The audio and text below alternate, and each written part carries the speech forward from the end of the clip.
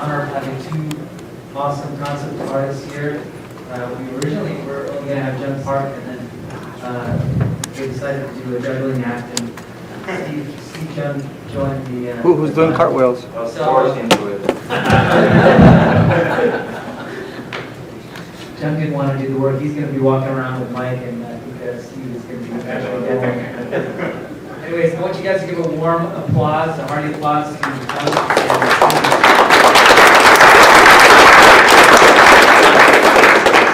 All right, thank you for coming to this wonderful workshop by Santouch and Mom. Santouch, my name is Jung Park. Currently working at Sony, working on the Thor series, and also founder of Red Engine Studios. It's an art school that is located at downtown Los Angeles. And I'm in fact. Hi, can you guys hear me? Yeah. Too good? My name is Steve Jung, and I work on the film industry in the local 800 union. I've worked on several blockbuster movies, and his partner, the Red Engine, one of the co-founders. And I think we're gonna talk about, since Jung works in video games and I work in films, Jung's gonna cover a lot of the video game aspects. He's gonna talk about video games, and then I'm gonna talk about the film industry. Film industry is a little bit complicated because there's the union involved. So I'm going to be talking about that a lot, and then after we talk about video games. And at the end, we're going to do a little bit of demo, like a 20-minute demo, 40-minute, 20-minute each. So I didn't prepare. Yeah, we didn't prepare at all, but you know, this drawing's really easy for us. So, I'm going to let Jung talk about, the video game industry first.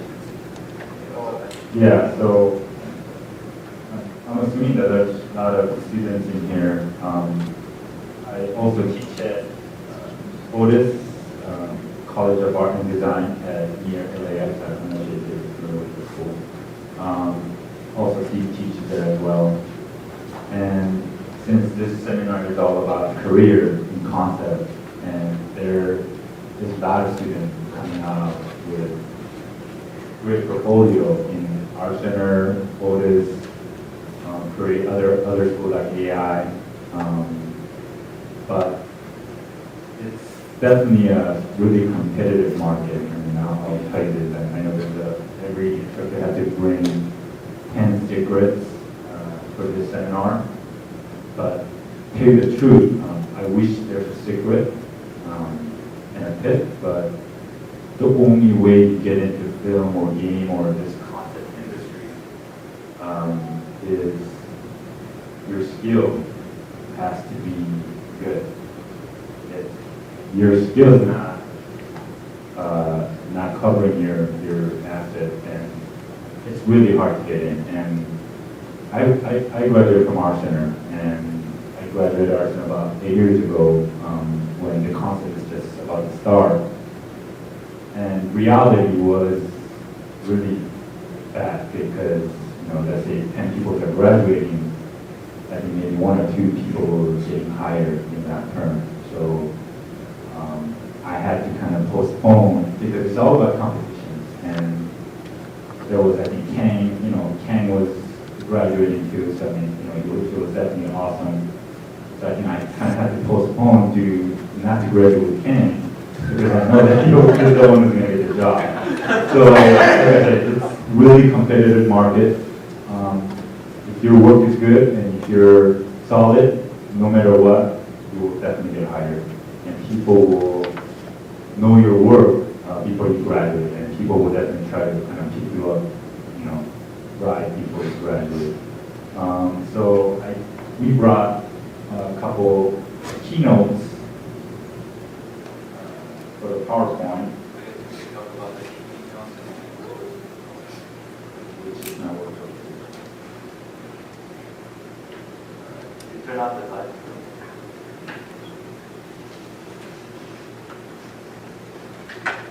Okay, so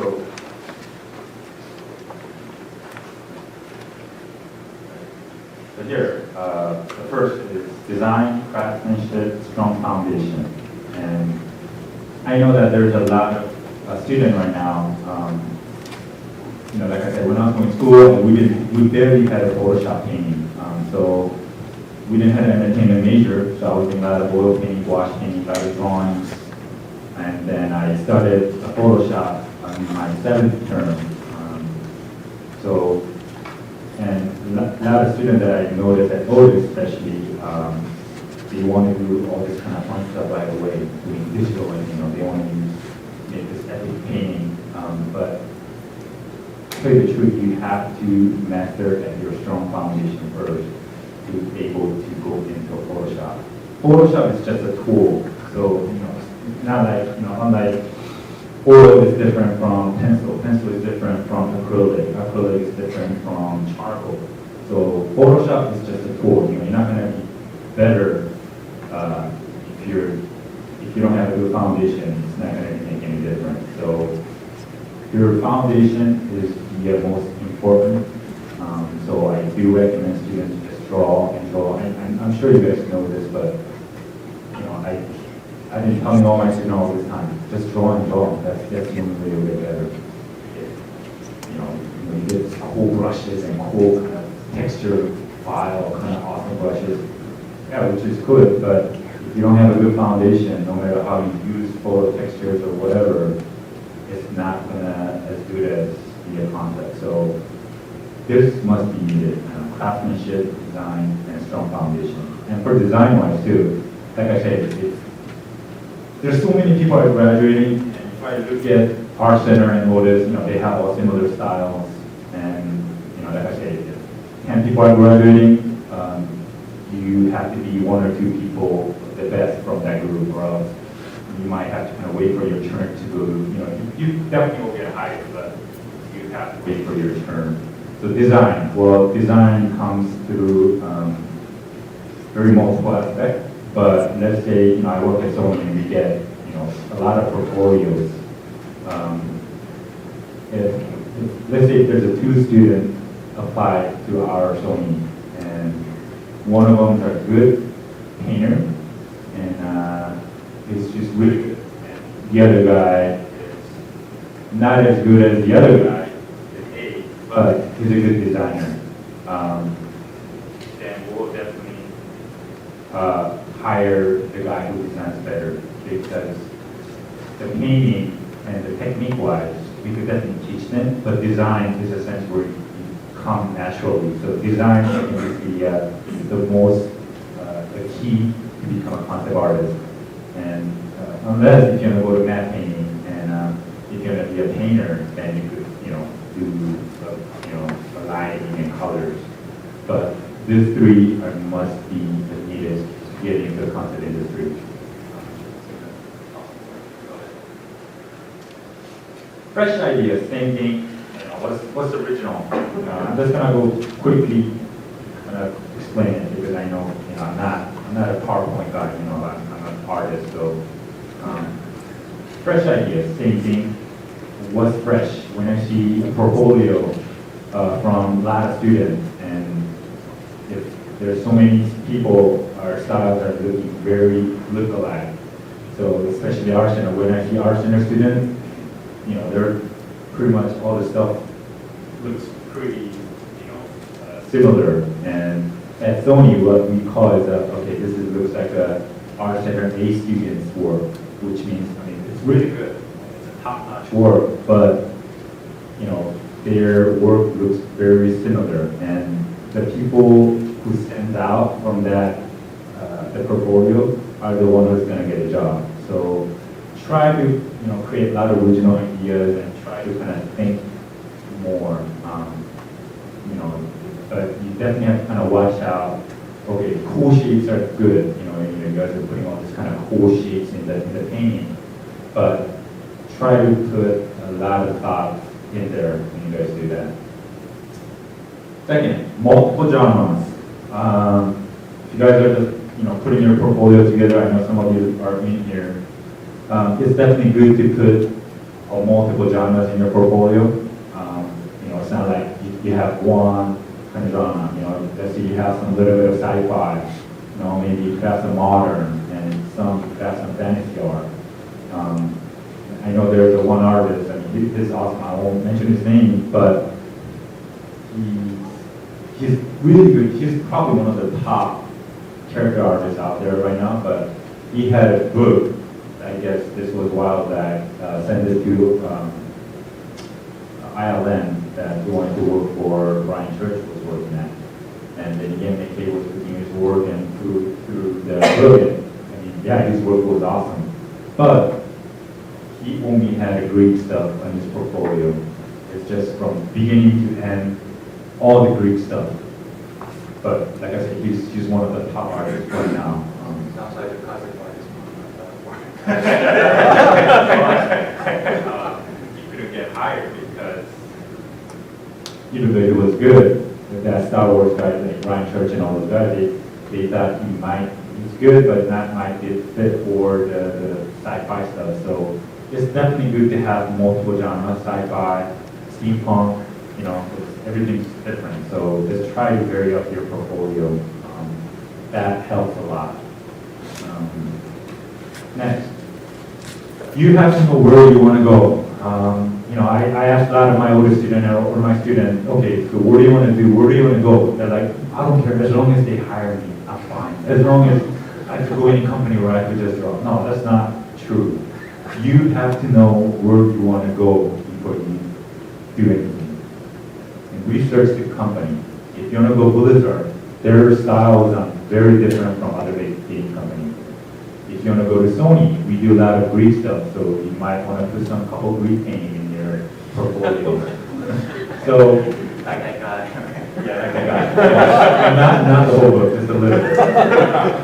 So you have to research before where you want to go. Yeah, like Pixar has its own unique flavor to it. So you might want to study out some Pixar awesome artists and apply there. But you have to know, just research it. Well, yeah. I think this is like the most key important thing. So research which game company you want to go, and also I think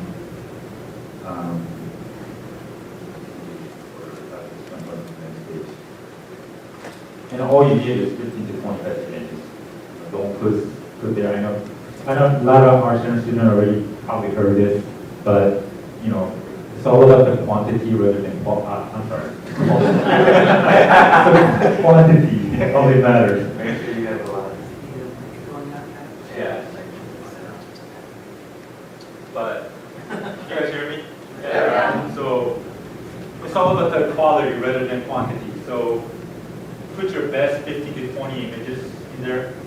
Vary it up, sci-fi, modern, steampunk, whatever you guys could vary it up. And if you guys want to do character artists or environment artists, that's different. But I mainly do environments at work. So probably if you're going to go for an environment artist, just have maybe 10 like polished paintings in portfolio. Another 5 paintings could be very sketches and some ideation. Another 5 could be a little bit of character work and some of that. But make sure you guys also do one 3D paint over, because if you know game industry, there's not going to be this kind of high vision epic painting all the time, like where you see just start from the beginning. It's probably 60 to 70% is paint over on 3D. And I noticed a lot of students, they want to come up with this epic, beautiful painting, and then, okay, so here's a rough 3D model. I want you guys to paint over because it's going to be in games. So it's all about production art. And I noticed that a lot of students are having hard time painting over on 3D because all they did was just kind of beautiful epic paintings, like cool shapes here and there. And when I gave them 3D models, they were having hard time to kind of paint it. So make sure you guys do a lot of production work and try to draw every single an object. Do a lot of observation studies. Watch a lot of films. I don't play games, but it's good to play games as well. So these are kind of my 5 kind of boring presentation, but which I'm sure you guys all know. But this are pretty much key point to get into the industry. And Steve here will talk about a little bit of a film industry as well. So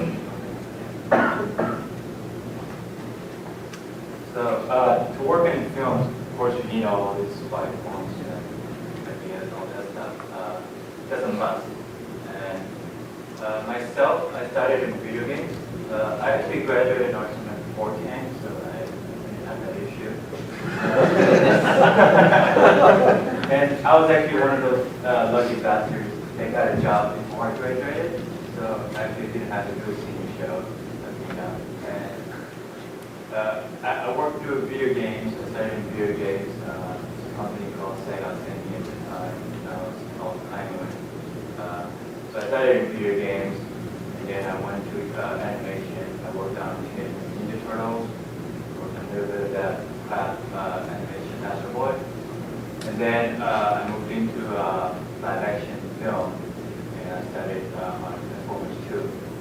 And I worked on Tron Legacy, Thor, and right now I'm working on Adventures, and I'll be moving on to Star Trek. So the way film works is a little different. You can work for a studio, but that's completely different. If you want to work with a director, and if you want to be a part of the art department, you must get into the union. And the whole union thing is kind of weird. It's like catch-22. And they made it impossible for you people to get in. And that's the fun of it. I remember when I was in Art Center, James Klein came by to a seminar when I was a student graduating. And he said, like, everyone was asking, so how do you get into the movie? How do you do it? He's like, well, it's impossible, so don't bother thinking about it. And I was like, you know what, I'll show you. So, of course, I got to share an office with them later on. It was great. But how it works is, to get into the union, you need 30 days of union work experience. But to get that 30 days, you have to be in the union in the first place. So you can't work in a union movie if you're not in the union. But to get in the union, you need 30 days of union work. So it doesn't make sense. So if you want to work on any of the big studio, Warner Brothers, Dreamworks, Paramount, whatever, Universal, you've got to be in the union. Everyone in the movie is in the union, except for VFX or like ILM, who work for ILM, whatever.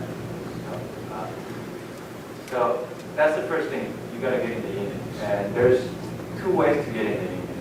One way is you find a director you think is going to be good, and you stick with them, and hopefully his movie that he works on, which is non-union, gets picked up by a union studio, and everyone on the show becomes union. Like the camera crew, everyone just becomes union. So you're sort of like grandfathered into it. And the other way is if the director or the production designer, who's like in video games would be the creative director, just a big man on the show, likes you and sort of like pushes you into the union. Sort of like he's got to tell the union that this guy's a special guy that no one else. There's only about 100 members in the union, and about 30 of them are not active. Gary Meyer is still in this. He hasn't worked in years. Because some of you might know Gary Meyer. It's like the teacher at Center. He worked on the original Star Wars years ago. And then from those remaining 70, 80 people, half of them work on films. And then some of them, and then the rest work on small movies, low budget movies. So there's basically about 30 to 40 people that work on the blockbuster big movies. So they keep it very.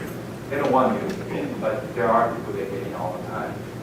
So, and the main reason why you want to get into the union is because they provide, health care, pension plan, and benefits, and all those stuff. And there's minimum wage that you can get, which is $150,000. That's the minimum So that's why people want to get in. And so after you clear that, let's say the director likes you and tells you that you have a special craft that, we need this guy. For me, it was on Transformers, and they say only Steve can draw the robots. They just make up something. But once they do, you get it, and you can work on whatever movie you want. And there's different ways to get in, and there's different people working in the there's the art directors. It's different. Art directors are different in films because art directors don't move over the concept artists. Actually, concept artists make the most money, and the art directors actually make less money than the concept artists because art directors in movies, you're a person that's in charge of the set. So you just make sure the concept design gets transferred into the real set, and that's your job, or vehicle. So you're like a manager, and you give the times and that sort of stuff, and you don't have any much control over the concept artists. And there's actually set designers who actually are mostly architect figures, They're like they know how to create blueprints and stuff from concept. They're really good, and they're really good at 3D. They do Rhino and other SolidWorks, and they're mostly 3D artists. And they used to be all 2D, but now they're just mostly 3D, and they create a blueprint. You got the concept artist, production designer. People get confused. They're not just a designer; they're the creative director, and they're in charge of everyone in the art department. There's like 200 people, so they're the big man, and that's the people that you want to know if you want to get on film. And then you got matte painters who are just doing matte paints for film, and like people like Dylan Cole, Steven Massey, they were matte painters, and they moved down to concept design. And then there's storyboards. Storyboard artist is the same craft as concept artist, but you only do storyboards. But that's like an easy way of getting into the game. Storyboard, you can start doing storyboards because there's more need for storyboards, and then you can switch to concept art. That's like one of the tricks. And then there's graphic designers who are working in the art department. They create all the like signs and like graphics. You create a concept, but there's people that actually create the graphic. Let's say you create a vehicle, and there's a lot of graphics like a car. You don't actually design a graphic. The graphic designer creates the graphic. So you're not allowed to touch other people's graphics. You only do that. Graphic designers only do graphic designers. So, it's like very specialized. And if you touch someone else's like that, you get in trouble. Then networking, that's like the most important thing in the union and film. Of course, anywhere else, networking is really big. But because you're sort of like contractor, so after a project, if you don't know anyone, no one's gonna call you. You gotta know the producer, the production designer, the director, and they most of the time call you to get to ask you if you're available. And if you don't know anyone, or if no one knows you, you're never going to work again. I know guys who are in the union and haven't worked in 2 years. So the networking is really important. As an artist, it's really hard, to talk to people. I remember when I first started, I didn't want to do small talk. I just wanted to sit at my desk and draw. And then I realized, I don't know anyone in the industry.